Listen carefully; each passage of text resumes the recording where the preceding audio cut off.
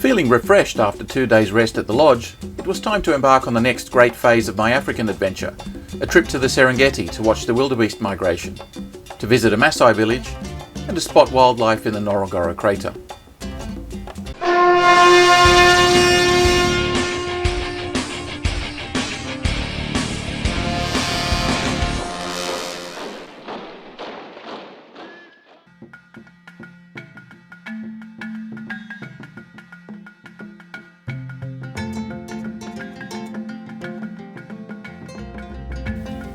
In the lobby, at first light I met my new guide/driver Leslie, a chugger man who had a family tradition of guiding tourists.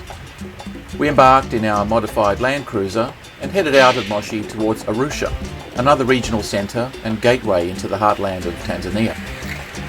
The weather was overcast, with a light drizzle the whole way, with numerous potholes and exposed red soils. There was a lot of road work being done, and interestingly, while the workers were local, the senior crew, trucks and heavy machinery were all Chinese.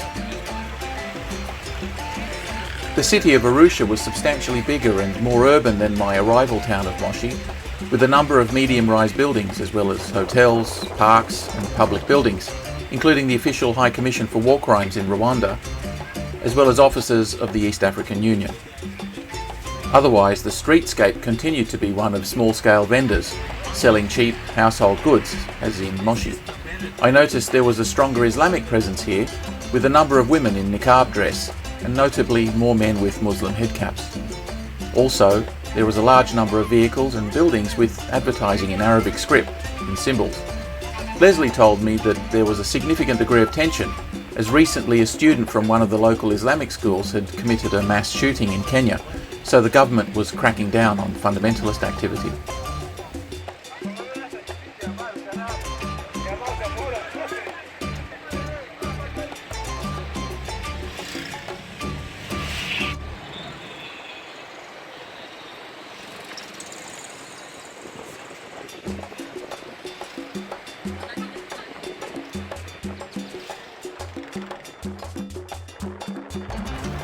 We drove across town, and once out of the city limits, the scenery almost miraculously changed from lush green forest vegetation to semi-arid red earth, resembling in many ways the colour and profile of the Australian outback, save for the increasing numbers of iconic acacia trees that Africa is famous for.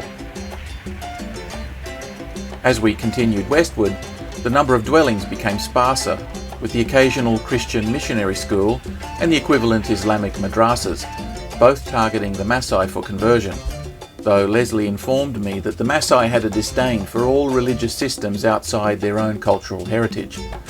The Maasai remained implacably tied to their own way of life.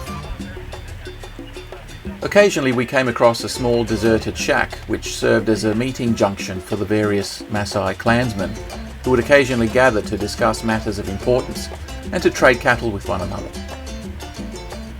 The cattle resembled the Brahman breeds that are found in North Queensland, but are smaller and less robust. The Maasai prize them for their hardiness and tolerance of weather and climate extremes. Only selected cows are milked, with the majority being left to nurse calves.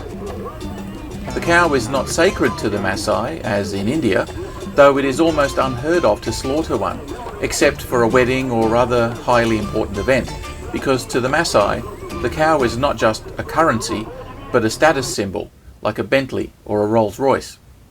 Indeed, there are a number of reports of chiefs refusing to sell cattle to pay for medical expenses, rather having their loved ones perish than diminish the size of their herd.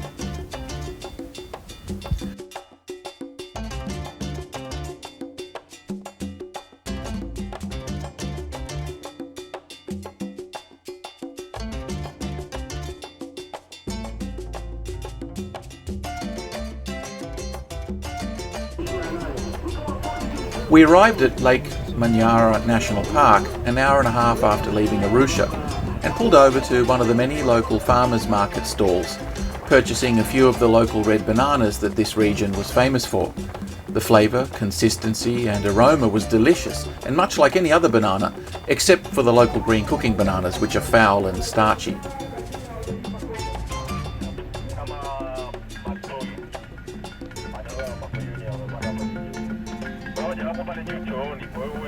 Lake Manyara is the 7th largest lake in Tanzania, covering around 230 square kilometres and sits at over 900 metres in elevation.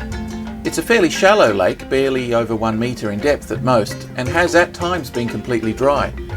It has no natural outflow, so it accumulates all the mineral salts that flow into it from the escarpment of the Rift Gorge, such that its waters are extremely alkaline and toxic to fish and most other water life. Nevertheless, it supports a species of algae and crustaceans that attract large flocks of flamingos, storks, and a cacophony of other almost 300 species of birds who come in for the breeding season.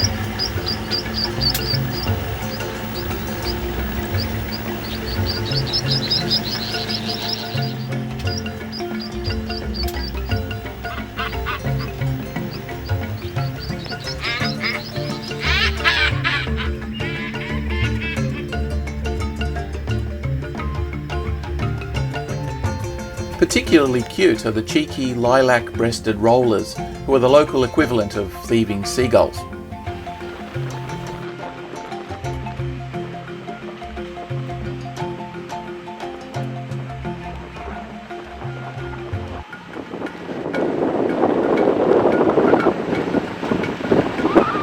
Okay, so here we are at Lake Manyara National Park, proceeding to our game drive and picnic area. Let's see if we can find any wildlife. The bushbuck running up there.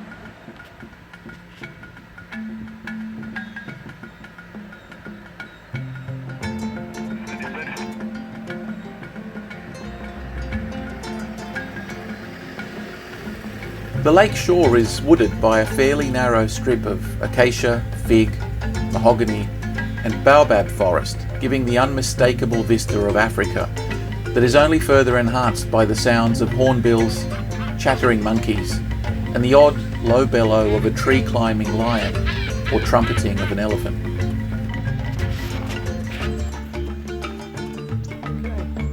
What you see behind me is Lake Manyara, and it's a very shallow, highly alkaline lake formed in the basin of the Rift Valley.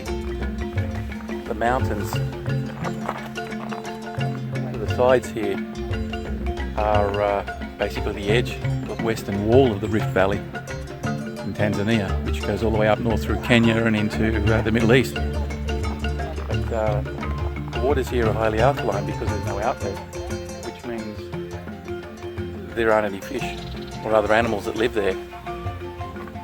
There are some small shellfish, crustaceans, which feed off an algae, and pink flamingos come here to eat them, and that's what gives them their pink colour.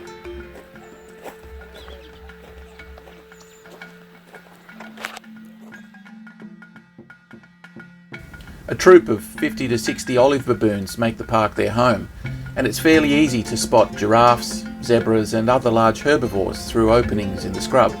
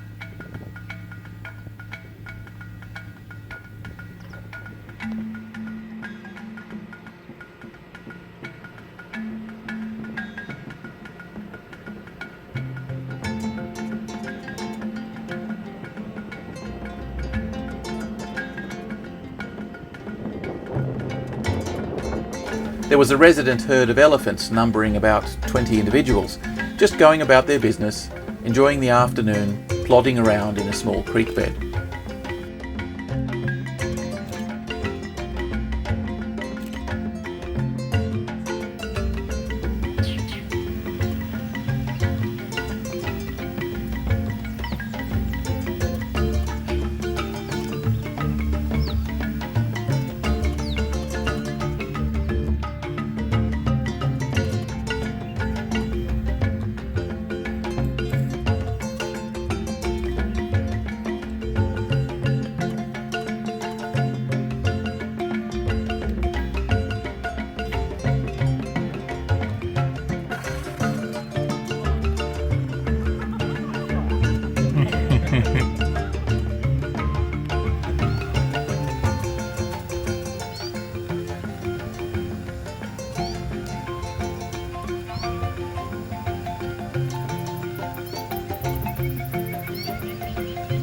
You can even come across more shy animals such as antelopes, warthogs, bushbucks, and the smallest of the antelopes, the dik-dik.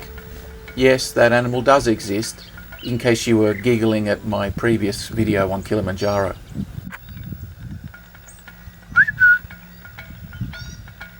We came across a rock hyrax, supposedly the closest living relative of the elephant, according to its DNA.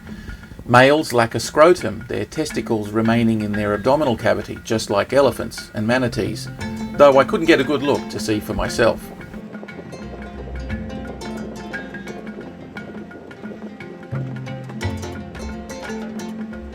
All in all, Lake Manyara was a real treat for the senses for an Australian lad, and well worth a day trip out of Arusha for anyone visiting.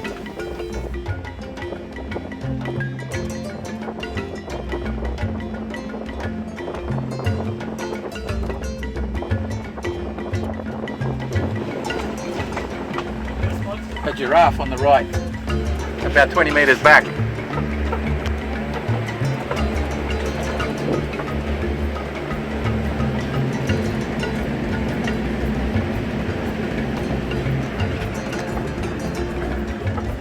Keep going. There he is. See him? Yeah. Another fake giraffe.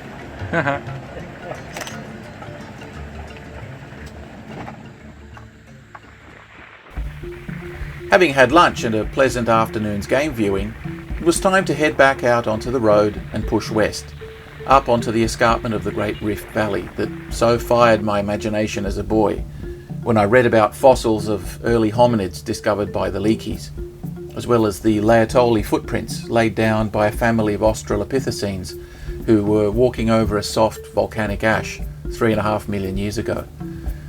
I was in the cradle of human evolution, our ancestral home.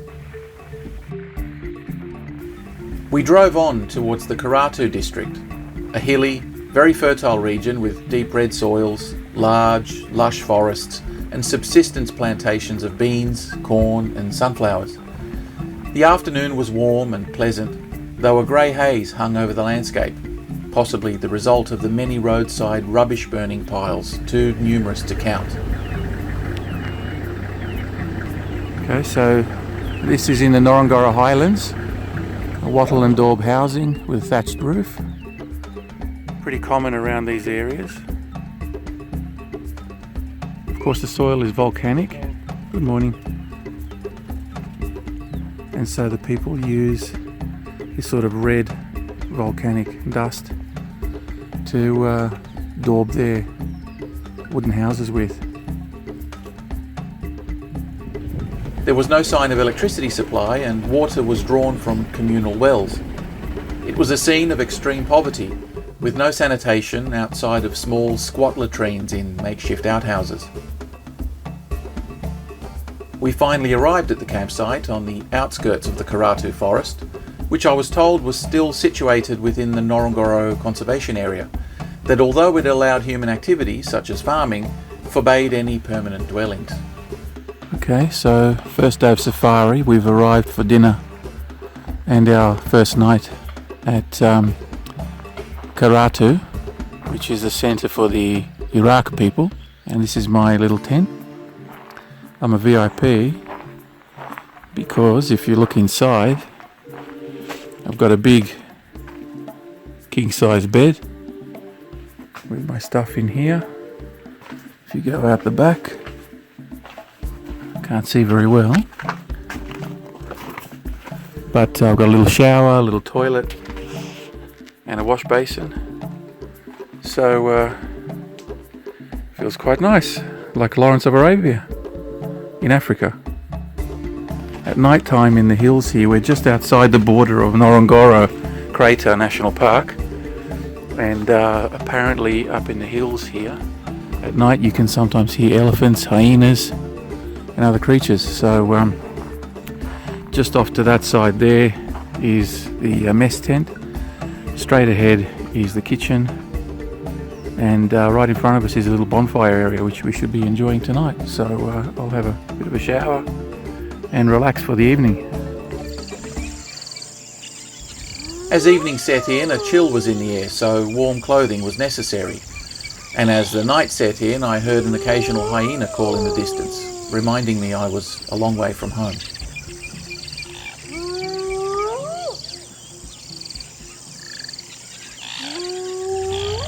Okay, here we are at Karatu Forest Tented Camp, about 7 o'clock in the morning, ready to leave for our trip on the Serengeti.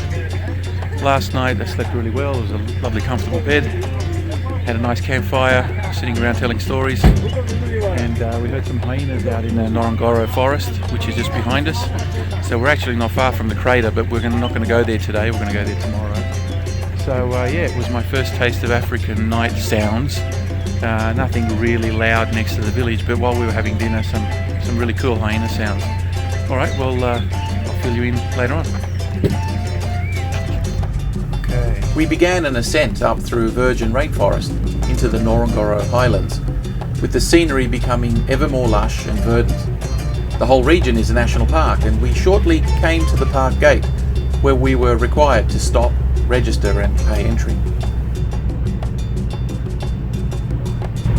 So these baboons in the Ngorongoro highlands are famous for being thieves and for being very cheeky. Yeah. If your window open, they jump in. But when I'm inside the truck, they'll never come. Doing some acrobatics there.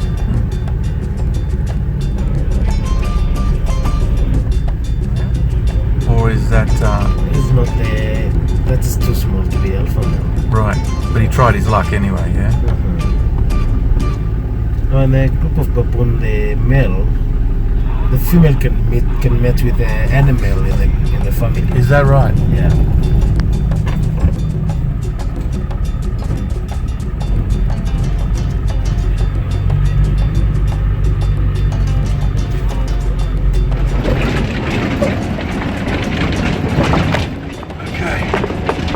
We are in the Ngorongoro conservation area. We've just gone through the town of Karatu and climbed up onto the crater rim, which is to the right of the vehicle. The road is very misty and foggy due to weather and climate conditions, and all of this provides the rain catchment for Lake Manyara and a lot of the other lakes in the lowland areas. This road will take us through to the Serengeti gate, and hopefully the weather will clear up there and allow us to see a lot more of the animals in a bit of an open environment. So this road will take about 2 hours, is that right? Yeah. 2 hours. Beautiful dense jungle, but unfortunately visibility is quite poor.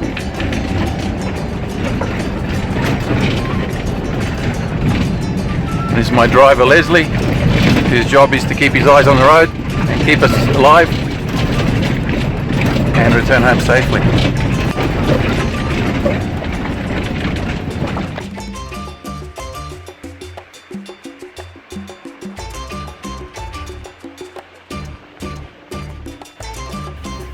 The road was to remain unsealed all the way, and our Land Cruiser's suspension took quite a battering.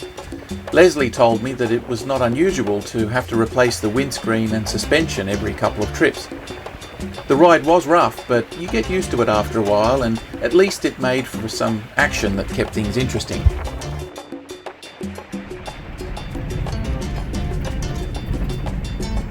an hour and a half later, we left the mist behind us as we descended back onto a grassy plain, again dotted with acacia trees, and for all but the occasional giraffe, zebra or antelope, again looking much like the Australian outback.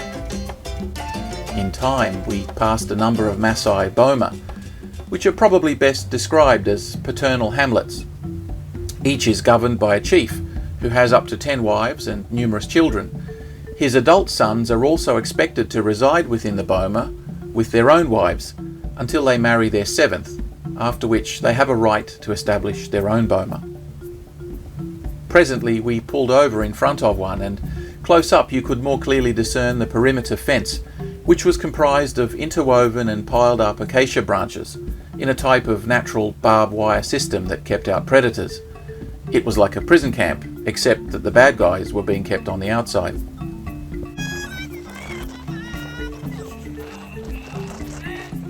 A strong wind began to blow, whipping up dust and debris, but a number of men, wrapped in shrouds of colourful cloth, emerged from a makeshift gate to greet us with a ram's horn trumpet. They all had ear piercings of various styles, and I was told that they do these themselves with a knife. We were now about to experience a bit of Maasai hospitality.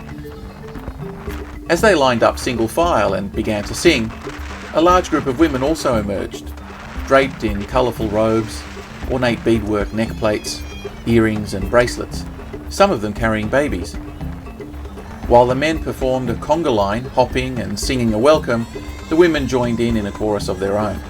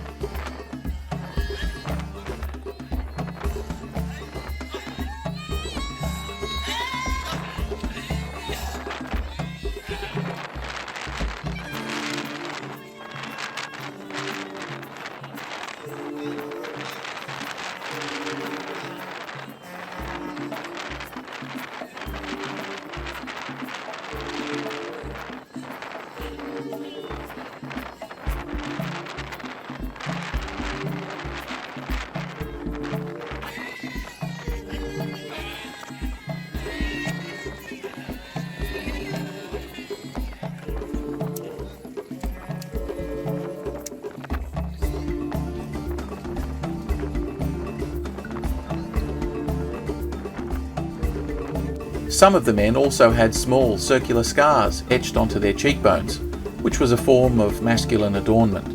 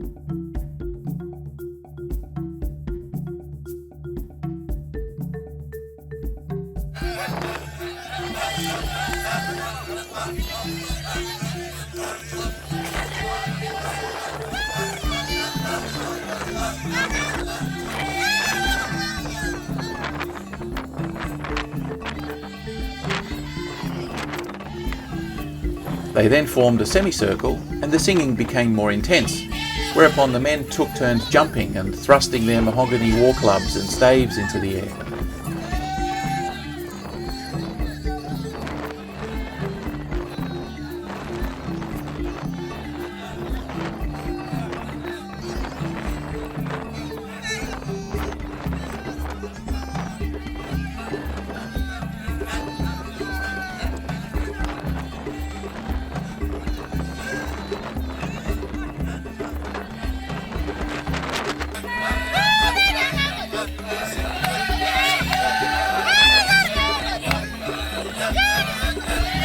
Several of them came up to me and drew me into their ranks, passed me a club and bade me join the jumping.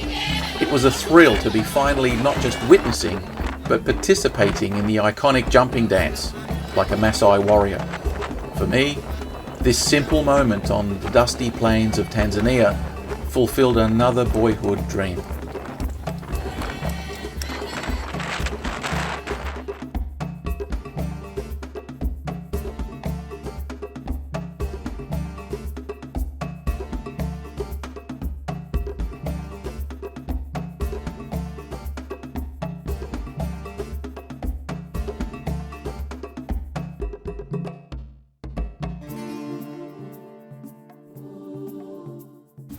After the tribal welcome song, we were approached by a man in his 30s who told us he was the chief's eldest son.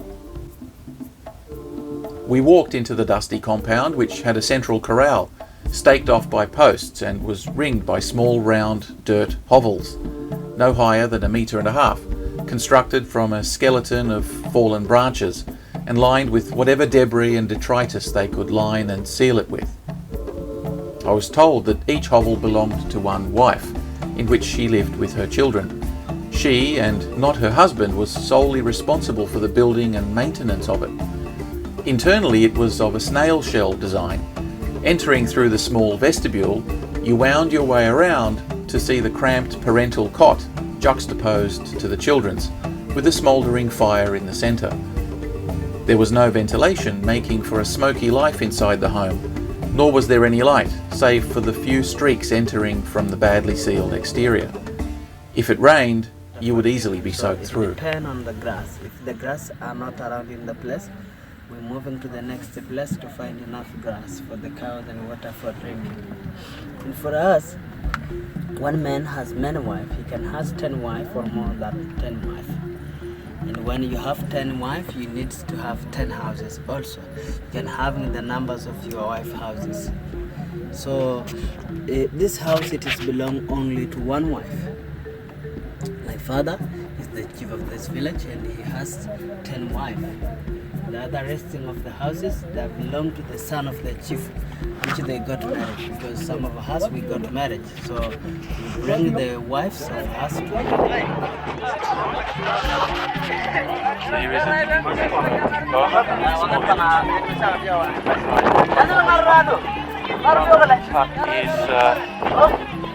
husband can have 7 wives before he needs to move out of his father's village, out his own village. Each of the wives has to have her own little hut and live there with the kids. The chief's son lamented that he only had 3 wives and longed to be given permission to marry more and start his own boma. At the same time, he expressed a sympathetic condescension at my being divorced and single. It was undignified for a Maasai man to be unmarried, and a sign of poverty to have only one. Looking around me, I couldn't help wondering at the irony of his feeling rich while living in such squalor, nor at the liberation I now had after being miserable for so long. We talked at length about manhood and the subject of coming of age. A Maasai boy usually undergoes the ceremony between the ages of 13 and 15, though for poorer families, where the labour cannot be spared, it may even be deferred into his 20s. Basically, the ceremony involves the boy sitting bare-bottomed on a stool, feet outstretched, with a small twig being placed on the end of each foot. The boy was to maintain his composure and not allow himself to twitch, cry, or move such that the twigs might fall to the floor. Otherwise it would bring great shame to him and his father. An elder would take a crude knife, kneel in front of him, and cut off his foreskin without much delicacy or ceremony. The wound would be pasted with wild honey to prevent infection, whereupon the boy would be draped in dark clothing, have his face painted in white markings, be given a spear, and then summarily expelled from the boma to survive on his own for up to 2 years out in the wilderness. In previous times, he would be expected to return with a lion pelt to prove he could defend his herd, but this practice has now been banned in Tanzania, at the great relief for lions. At the appointed time he would return, be welcomed in a grand ceremony as a man and a warrior, given a new name and adult clothing, which needn't be the iconic red by the way, and he would be allowed to marry, manage a herd of his father's cattle, and participate in council. All property effectively belonged to the father. Girls, on the other hand, were quickly married off by the age of 15, with the chief bargaining hard to minimise the cattle dowry that would need to be paid. If she was married to a richer clan, the father of the bride paid the dowry.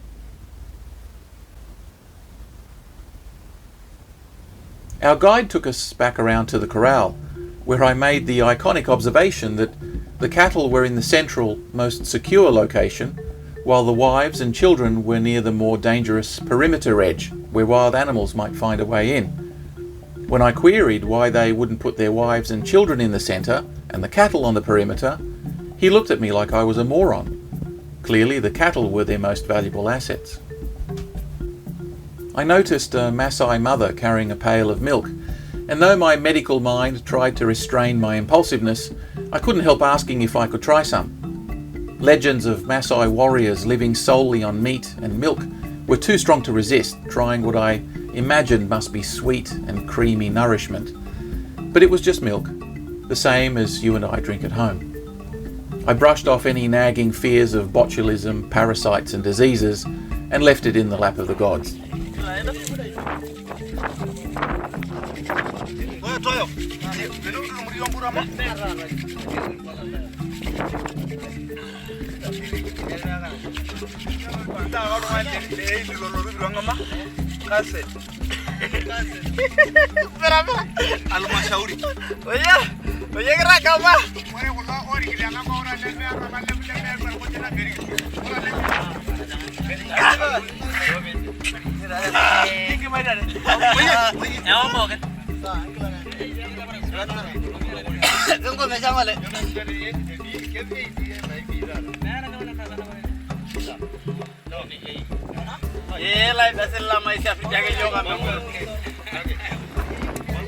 Can you try? You too?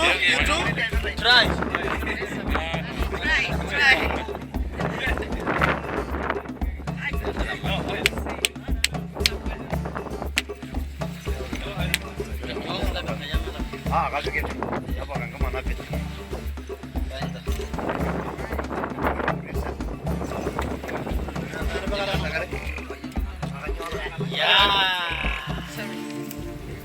We were then given a demonstration of fire making using stick friction in the usual demonstration for tourists, and then we were shepherded across to view many trinkets on sale, in a slick operation that no doubt had been repeated several times every day, as if we were in movie world. The economics of their souvenir racket were quite interesting.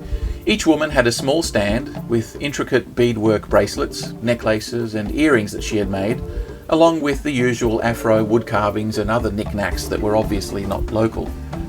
The beads were plastic, sourced from external suppliers, probably China, but that didn't seem to bother anyone. Our chaperone ushered us to one of his wives' stands and was keen for me to buy something from her. It transpires that the proceeds of a sale of all bracelets goes to the chief, while neck plates and ornaments goes to the woman's mother-in-law, in other words, the chief's wife. So the chief's wife makes a living and isn't reliant on the income of her husband. The daughter-in-law, however, receives almost nothing for her labours. The life of a Maasai woman is one of destitution and slavery until she has daughters-in-law of her own, who end up supporting her. Indeed, the only rights a Maasai woman has is the right to demand her husband spend an equal amount of time in her hovel as he does with his other wives. Such are the feminist stirrings of equality in a boma. I couldn't help feeling sorry for these women, or seeing the irony in there being no sign of protesting social justice warriors here or anywhere else in this country. Maybe it's too warm for snowflakes out on the African savannah. Before leaving the boma, we were again shepherded into a small classroom, where all the children were receiving the benefits of an English education, usually at the instruction of the chief himself, I was told. Given that I had seen children as young as 5 or 6 herding 20 to 30 head of cattle out on the plains, miles from home, and that the centre of the classroom contained a very conspicuous donations box, I couldn't help feeling cynical that this was purely a revenue-raising exercise and that the kids would be sent out to work the second the tourists departed.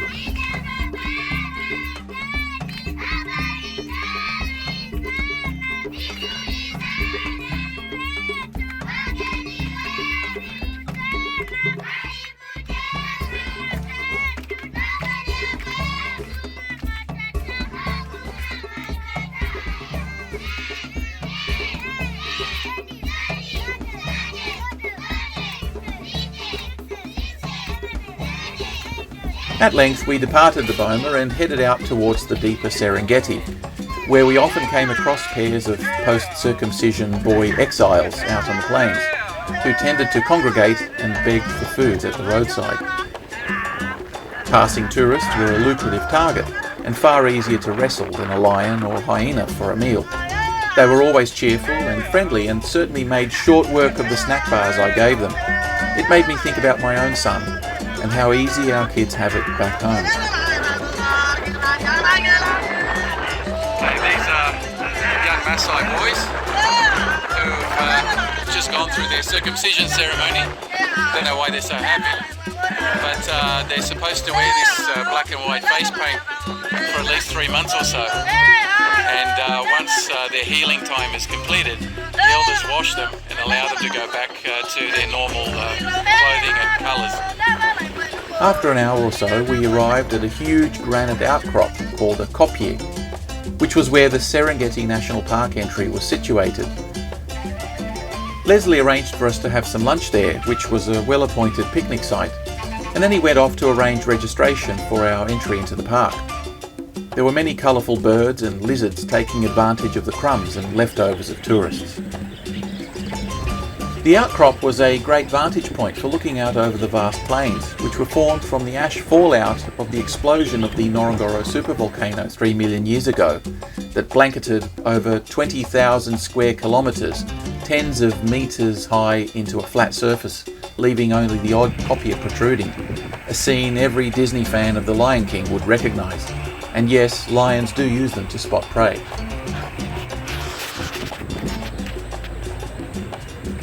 Here we are at a small picnic stop at the beginning of the Serengeti proper. The name Serengeti comes from a Maasai word which means, unsurprisingly, endless plain. You can see this plain itself has been pretty well eaten up by all the wildebeest, and we'll be chasing them a little bit further.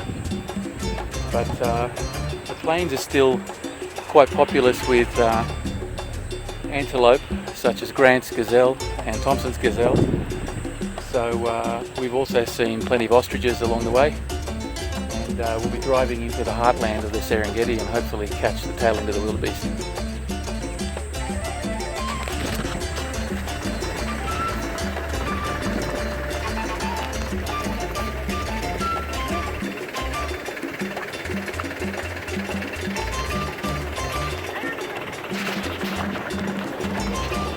Okay, well here we are at the entrance to the Serengeti National Park. We're just leaving the Ngorongoro Conservation Area. This is the Ndutu Plain where all the wildebeest come to have their young. And they have their young here because the grass is typically very short and they can spot predators from a long way away. And then they migrate back through into the Serengeti and then up north in through to Kenya. So we're about to enter and hopefully find the tail end of the wildebeest.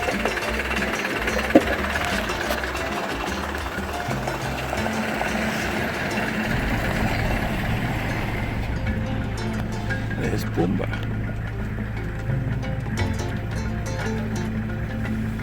The area is teeming with wildebeest during the March calving season, when the young grass is green and tasty, but by now they had largely moved on toward Kenya, and we would catch the tail end of the migration tomorrow as we pushed further westward.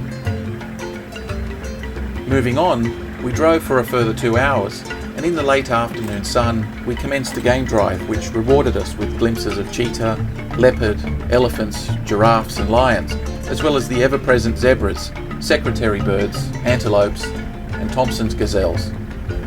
My camera equipment being quite modest and amateur, it was hard to see some of the more distant animals, but it was nevertheless an exciting afternoon spotting.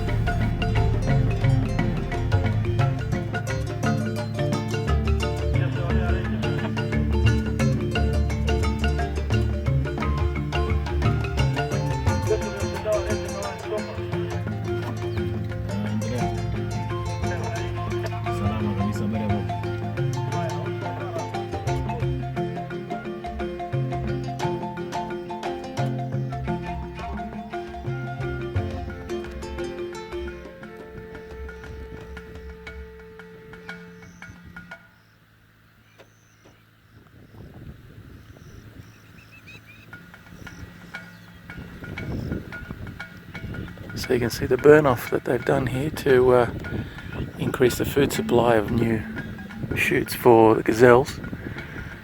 But one of the drawbacks is that it also kills off the insects, birds' eggs and other slow moving animals. So it disturbs the ecosystem even though it helps some of the larger herbivores survive. So it's one of those areas that is a bit controversial.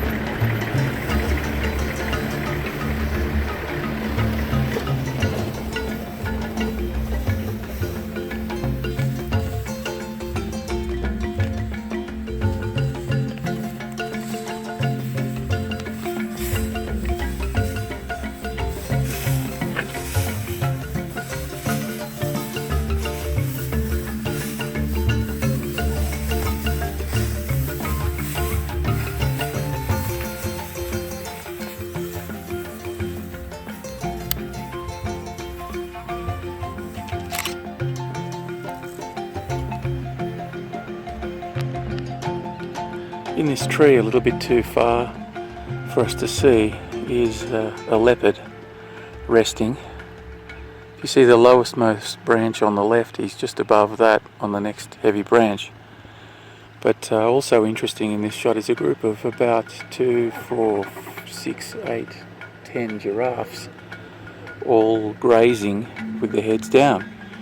Usually they prefer leaves in high trees, but they have special valves in their neck that prevents blood rushing into their brain when they bend forward to either drink or eat grasslands. So they actually have the physiology to drop their heads down low and eat, as well as to eat high. So it's a fairly interesting adaptation that may have some relationship to the adaptation of dinosaurs, like brachiopods. Brachiosaurs, I should say.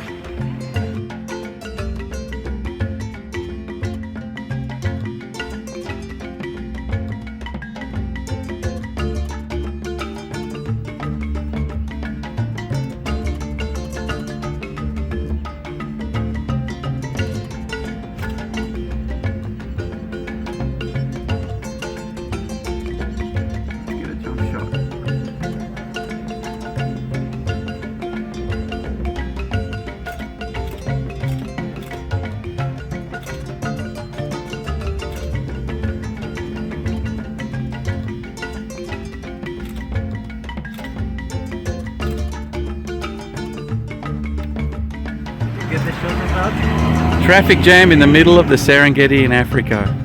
Beat that.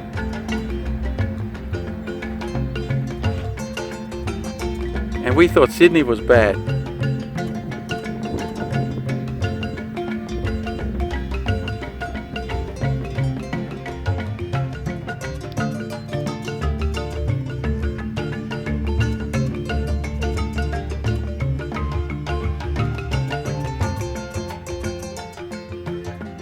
See?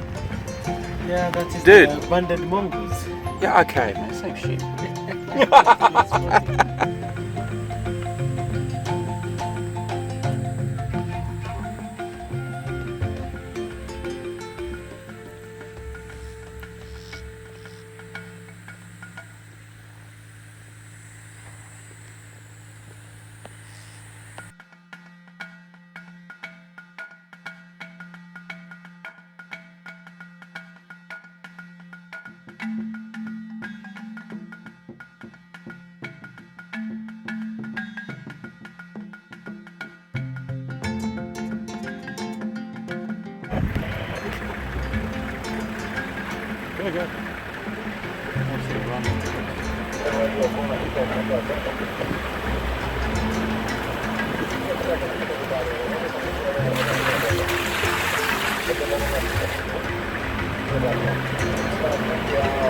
As the sun began to set in what can only be described as a breathtaking evening, we headed towards Kati Kati camp, which was to be our quarters.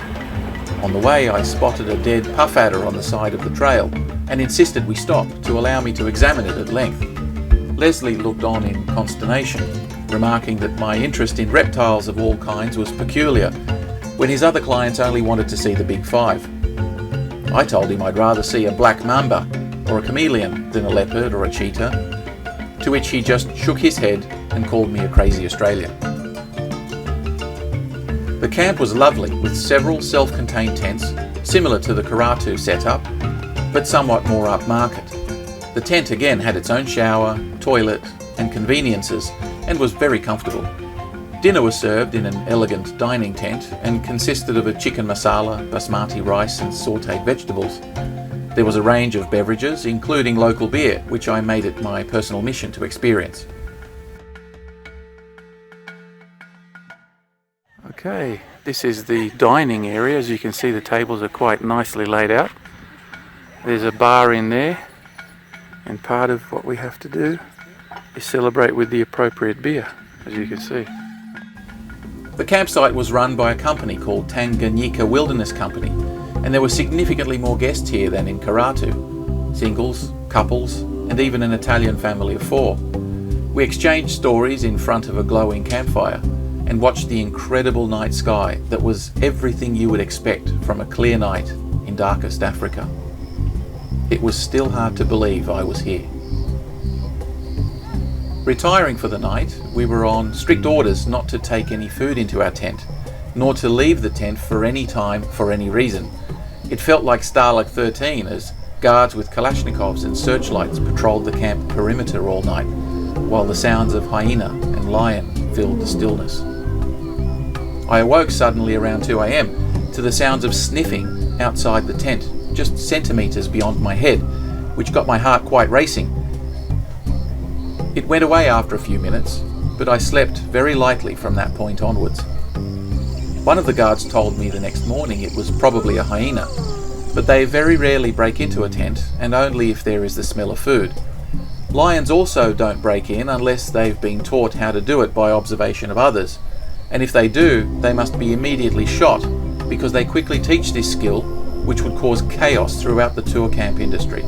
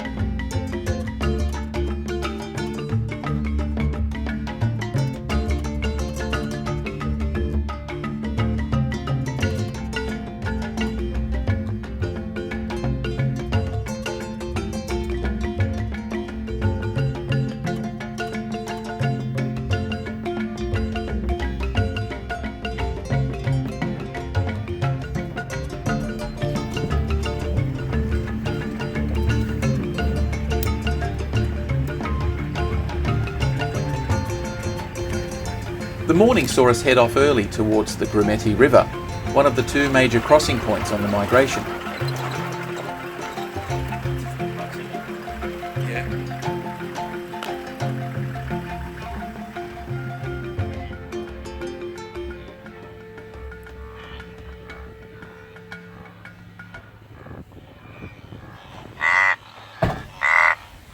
Where we caught up to the tail end of migrating wildebeest, just milling about in their hundreds of thousands.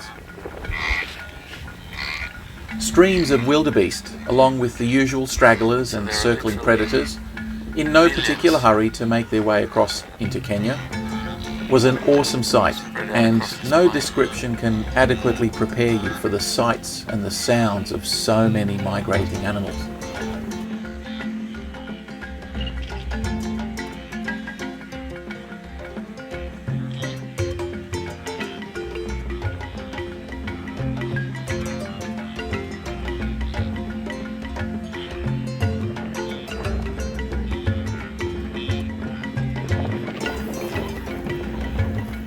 This is a whistling acacia,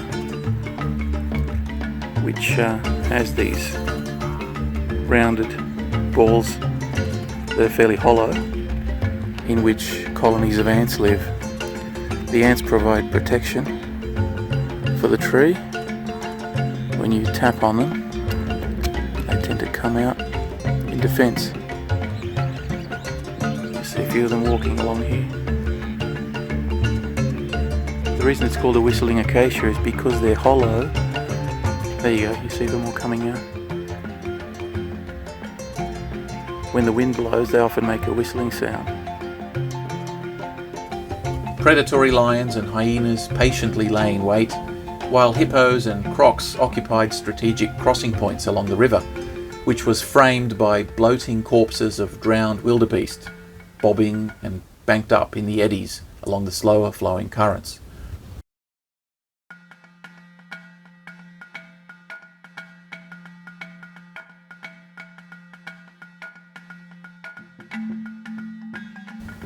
I saw plenty of crocs sunning themselves on the banks, clearly too satiated to bother with the overabundant smorgasbord floating by.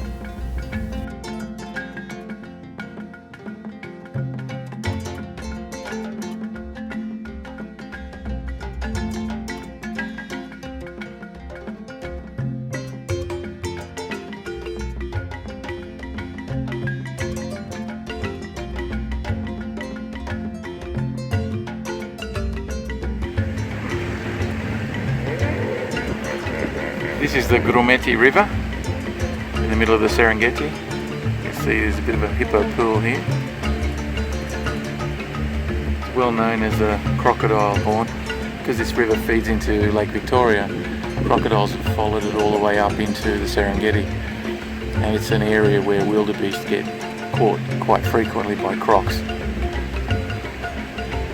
Crocs and hippos, however, don't have too many conflicts. They coexist fairly peacefully. Crocs are afraid of the hippos, who dominate every waterway that they enter. So here's part of the bend in that river. You can see the hippo that's in there. But notice along the left bank, bodies of wildebeest that have either drowned or been taken by crocs. Now just above that bend are about 4 crocs loitering around that bend, hopefully trying to get into some of that free meat. But crocs are afraid of hippos, so they're playing it very carefully. Further up, where the rocks are, you can see some of the vultures. There are also several other bodies washed up onto the bank there, so it's definitely a festival for crocodiles, this riverbank.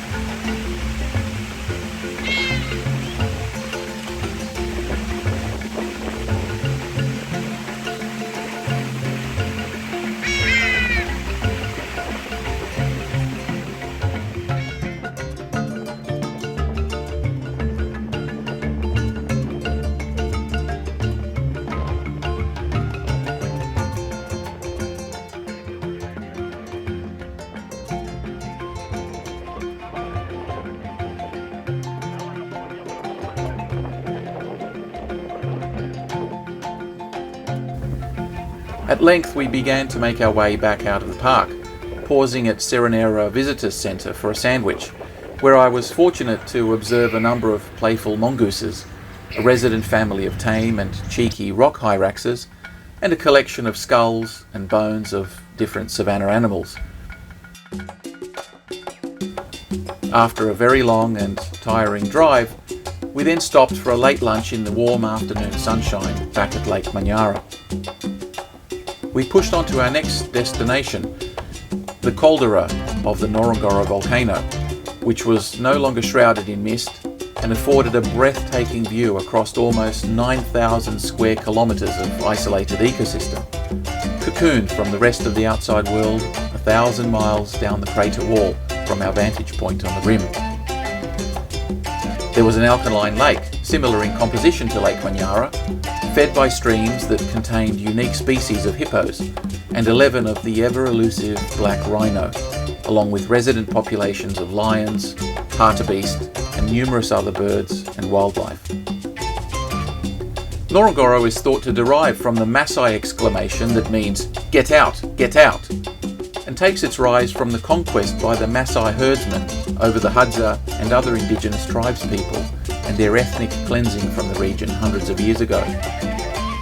In colonial times, the Maasai themselves found they were subject to conquest and expulsion, and they now maintain an uneasy subservience as the government allows very limited human activity in the region.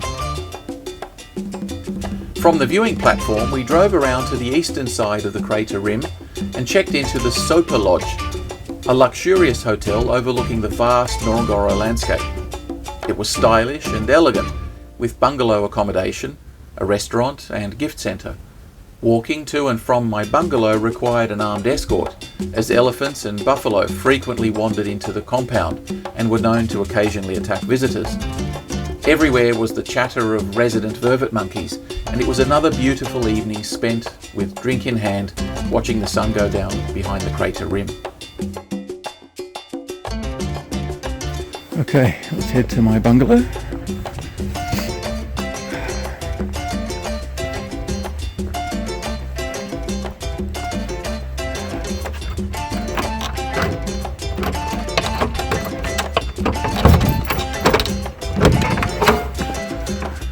This is what it looks like inside. Very rustic, very colonial. Has a heater because it gets cold. So there's the bedroom. Absolute waste of space for me. But have a look at the view. Absolutely incredible. What a fantastic place to stay. If you look down, just down there, you'll see a buffalo.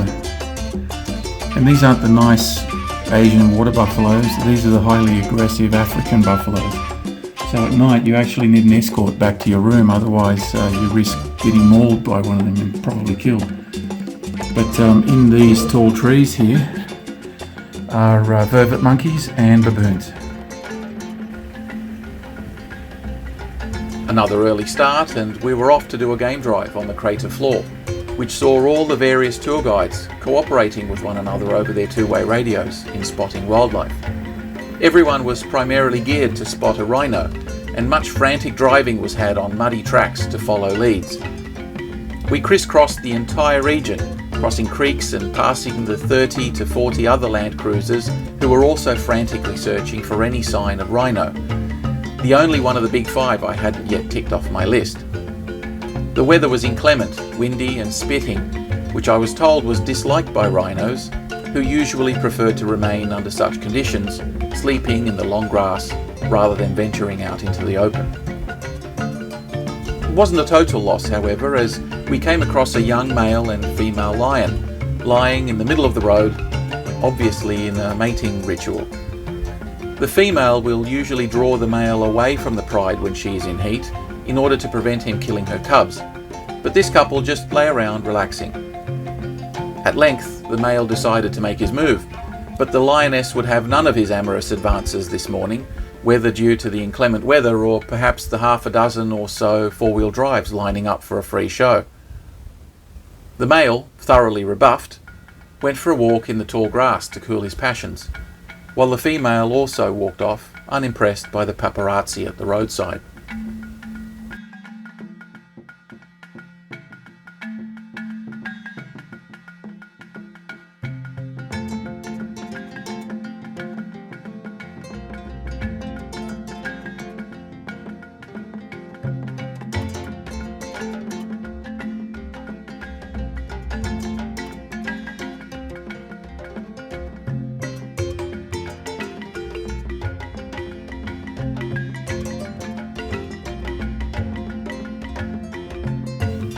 Admitting defeat, we slowly made our way back up the crater and headed back towards Arusha. On the way, Leslie surprised me with a stop at a reptile park, proudly informing me that if I wanted to see a black mamba, he was going to make it happen.